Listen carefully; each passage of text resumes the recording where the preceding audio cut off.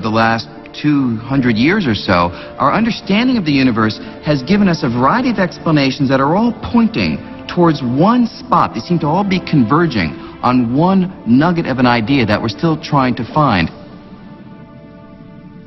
Unification is where it's at. Unification is what we're trying to accomplish. The whole aim of fundamental physics is to see more and more of the world's phenomena in terms of fewer and fewer and simpler principles. We feel as physicists that if we can explain a wide number of phenomena in a very simple manner, that's somehow progress. There is almost an emotional aspect to the way in which the great theories in physics sort of encompass a wide variety of apparently different physical phenomena. So this idea that we should be aiming to unify our understanding is inherent, essentially, to the whole way in which this kind of science progresses. And long before Einstein, the quest for unification began with the most famous accident in the history of science. As the story goes, one day in 1665, a young man was sitting under a tree when all of a sudden he saw an apple fall from above.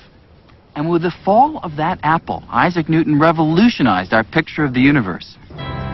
In an audacious proposal for his time, Newton proclaimed that the force pulling apples to the ground and the force keeping the moon in orbit around the Earth were actually one and the same.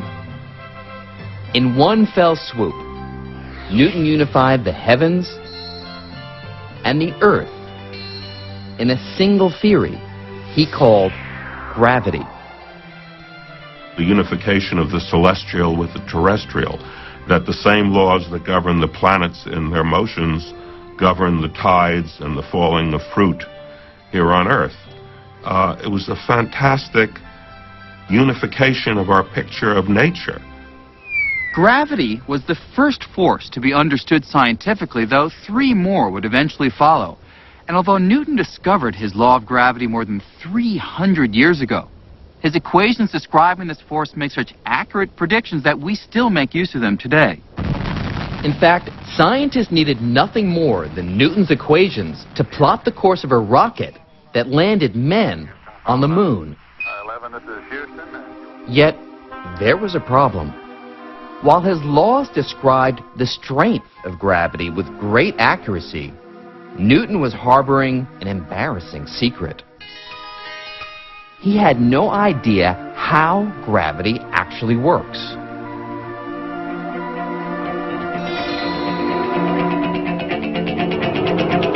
For nearly 250 years, scientists were content to look the other way when confronted with this mystery. But in the early 1900s, an unknown clerk working in the Swiss patent office would change all that. While reviewing patent applications, Albert Einstein was also pondering the behavior of light. And little did Einstein know that his musings on light would lead him to solve Newton's mystery of what gravity is. At the age of 26, Einstein made a startling discovery: that the velocity of light is a kind of cosmic speed limit, a speed that nothing in the universe can exceed. But no sooner had the young Einstein published this idea than he found himself squaring off with the father of gravity. The trouble was, the idea that nothing can go faster than the speed of light flew in the face of Newton's picture of gravity. To understand this conflict, we have to run a few experiments. And to begin with, let's create a cosmic catastrophe. Imagine that all of a sudden, and without any warning, the sun vaporizes and completely disappears. Now, let's replay that catastrophe and see what effect it would have on the planets according to Newton. Newton's theory predicts that with the destruction of the sun, the planets would immediately fly out of their orbits, careening off into space.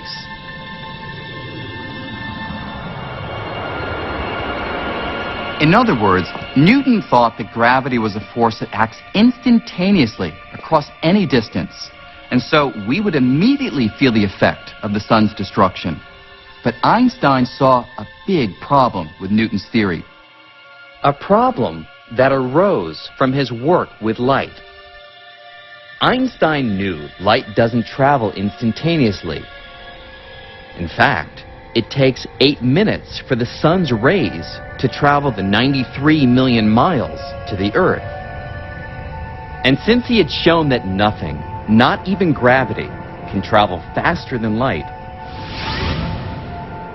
how could the Earth be released from orbit before the darkness resulting from the sun's disappearance reached our eyes?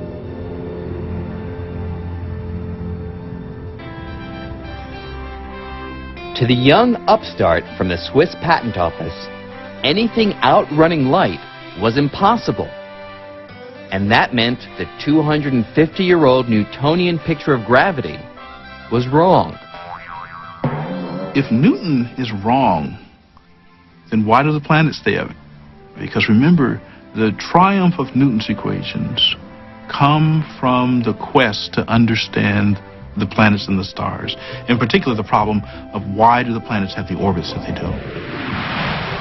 And with Newton's equations, you can calculate the way that the planets will move. Einstein's got to resolve this dilemma. In his late 20s, Einstein had to come up with a new picture of the universe in which gravity does not exceed the cosmic speed limit. Still working his day job in the patent office, Einstein embarked on a solitary quest to solve this mystery. After nearly 10 years of racking his brain, he found the answer in a new kind of unification. Einstein came to think of the 3 dimensions of space and the single dimension of time as bound together in a single fabric of space-time.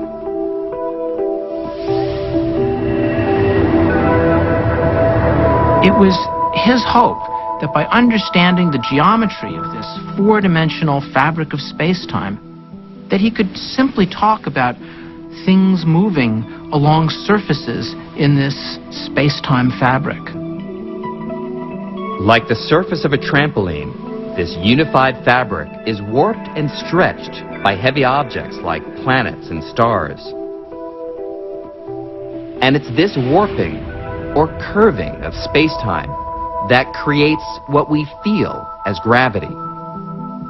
A planet like the Earth is kept in orbit not because the sun reaches out and instantaneously grabs hold of it, as in Newton's theory, but simply because it follows curves in the spatial fabric caused by the sun's presence.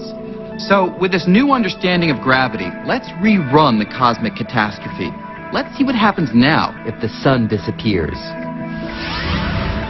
The gravitational disturbance that results will form a wave that travels across the spatial fabric in much the same way that a pebble dropped into a pond makes ripples that travel across the surface of the water.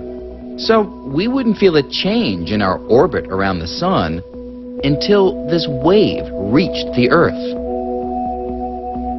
What's more, Einstein calculated that these ripples of gravity travel at exactly the speed of light.